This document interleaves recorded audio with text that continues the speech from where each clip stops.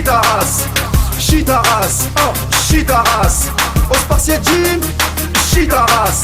Soulève ou crève, crois en tes rêves. On a tous hâte. Salut à tous les Spartiates et bienvenue au Spartiate Gym, une salle où il y a que la souffrance qui paye. Mes Spartiates, j'espère que vous êtes motivés à 300%. On se retrouve aujourd'hui pour une nouvelle vidéo un peu spéciale. Vous savez, la semaine dernière, il est sorti le film Creed 2. Creed 2, c'est l'héritage de Rocky Balboa. Qui n'a pas regardé Rocky Balboa? Franchement, qui n'a pas regardé ça? Et voilà, des épisodes et des épisodes et des épisodes. On sait très bien qu'il y a maintenant, c'est Creed qui a repris la relève. C'est le poulain de Rocky Balboa.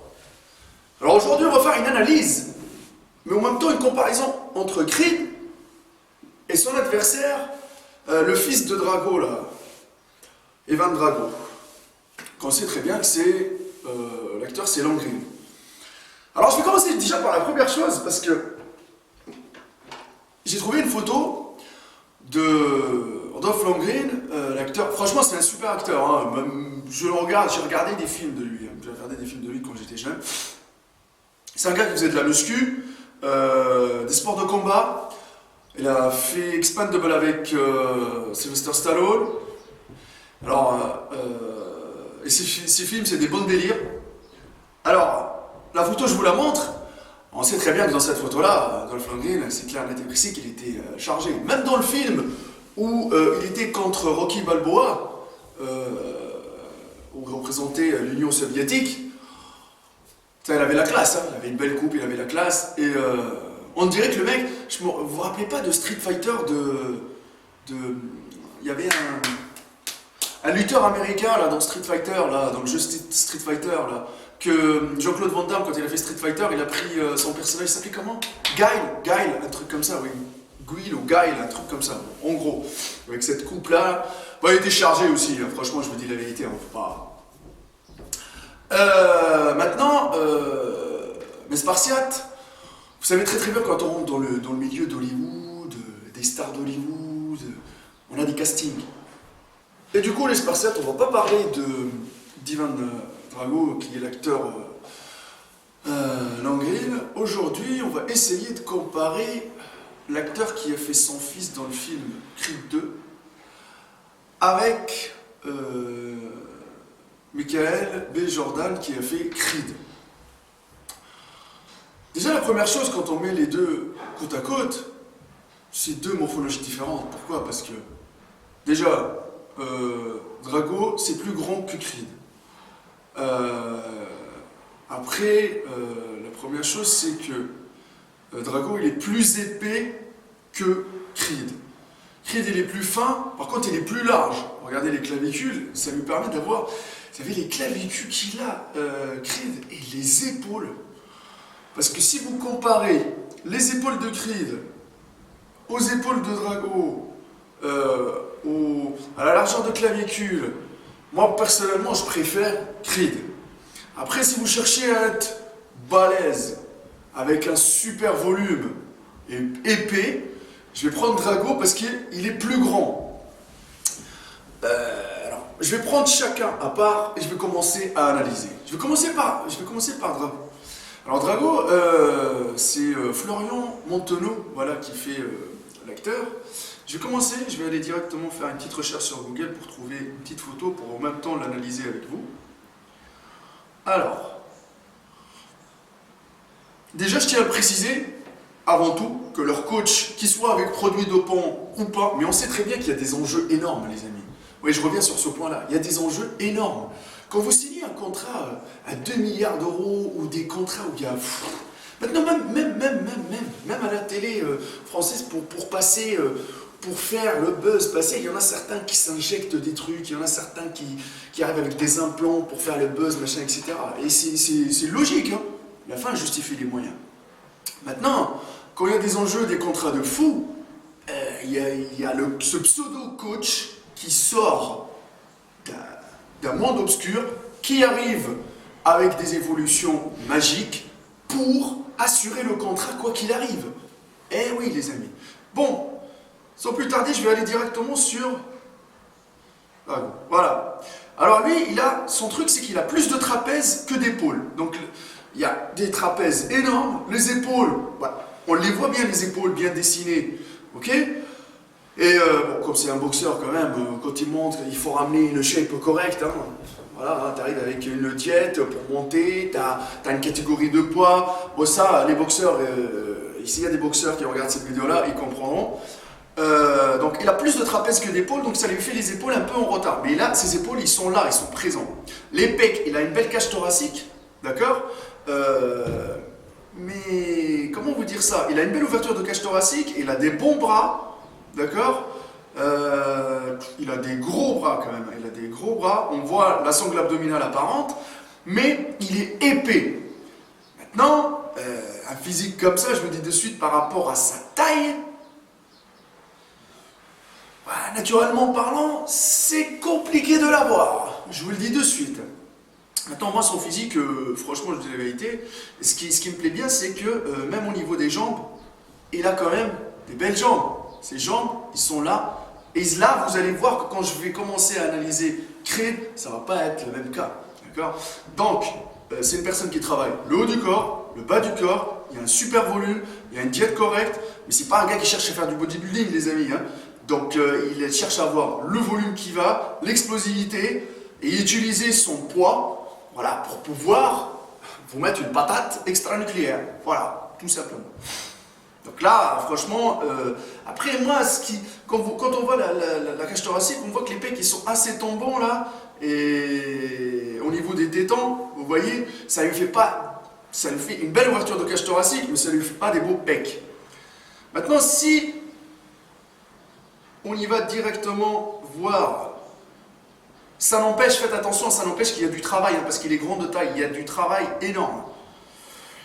Quand on y va voir Creed, je vous mets une photo. Après, je vais dire un truc, hein, les amis. Creed, parce que comme c'est lui la star du film, il y a des retouches, il y a des ombres.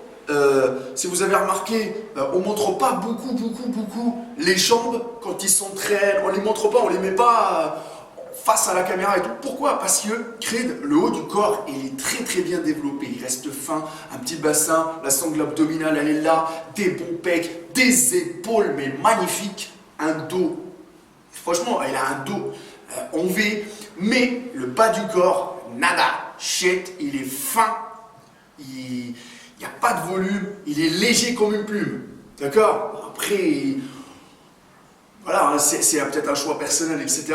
Ils se sont bien focalisés sur le haut du corps, d'accord? Comme je vous ai montré, en même temps, il y a des photos qui passent, parce que je ne peux pas vous mettre des vidéos, parce que franchement, je vous dis un truc, il y a des droits d'auteur dessus et tout.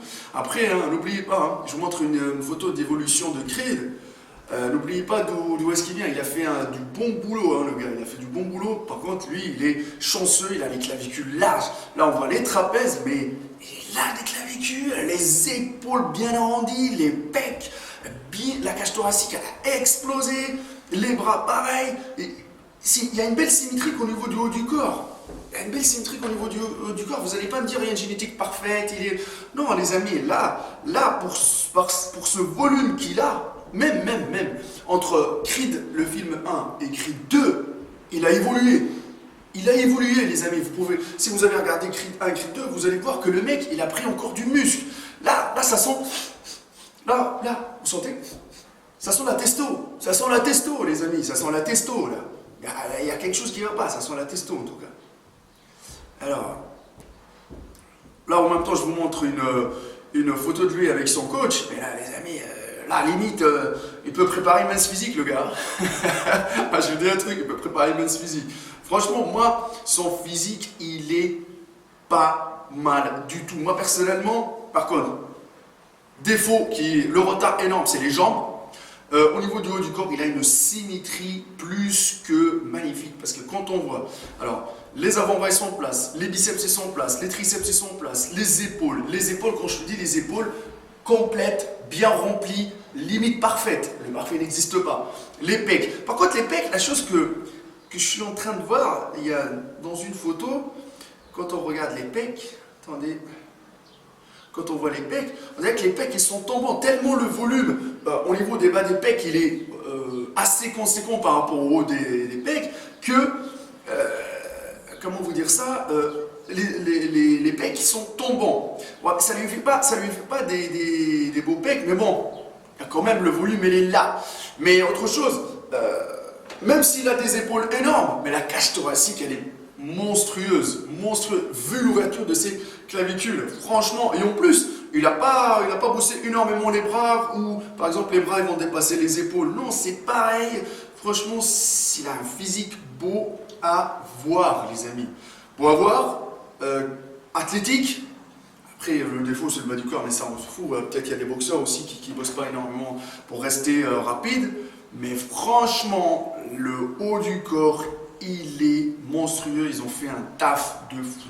Pour avoir un physique comme ça, connaissant l'évolution de Creed, de l'acteur, franchement, là, ce physique-là, je me dis de suite, hein, ça sent la testo, il y a des produits qui ont circulé. Mais je ne pense pas qu'il y a énormément de produits. Mais comme vous le savez, je le répète encore une fois, il y a des contrats à 1 milliard d'euros. Tu ne peux pas te permettre d'arriver avec un physique de merde pour faire Creed. Même Sylvester Stallone, vous savez très bien, quand il a fait tous les Rocky, il était chargé. Vous savez maintenant, vous avez vu dans le film que le physique, après, il y a son âge aussi. Mais franchement, pour son âge, je trouve que la carrure, elle tient quand même, les amis. Vous allez me dire ce que vous en pensez, parce que je sais qu'il y a beaucoup de fans de Sylvester Stallone, mais franchement, moi, pour les deux, c'est clair, net et précis que leur physique, voilà, ça sort du cadre du naturel. Mais je tiens à faire une petite parenthèse, parce que dernièrement, sur Instagram, il y a Jésus Fruit, là. Voilà, c'est un gars qui fait des trolls, voilà, marrant un peu, etc., pour parler des coachs chargés, etc., il s'est embrouillé un peu avec Coach Lesca. Coach Lesca, voilà, je vous dis un truc, est-ce que ça vous intéresse que je fais une analyse sur lui pour voir son évolution, son historique, et vous dire est-ce que son évolution, elle est naturelle ou pas? Parce que lui est en train de... Jésus, il a un tout petit peu titillé, il a répondu un peu agressivement, on va dire, parce que c'est normal, à un moment donné, il a secoué Jésus, voilà. Après, il ne fallait pas rentrer dans le jeu et commencer à justifier par rapport à ça, parce que si tu te justifies, ça veut dire qu'il y a des soupçons. Voilà, ça c'est une petite parenthèse. Mais il n'y a personne qui va te dire aujourd'hui qu'il s'est chargé. Il n'y a personne qui... Normalement, on est tous naturels, on ne doit même pas l'écrire sur le profil. Plus tu l'écris, plus tu vas ramener des soupçons, et plus les gens ils vont te dire que ce mec-là, il est dopé. Après maintenant, c'est clair que sur les évolutions qui montent, sur son physique et sur le volume qu'il a, et sur, franchement, il a une shape de fou, il a un volume de fou.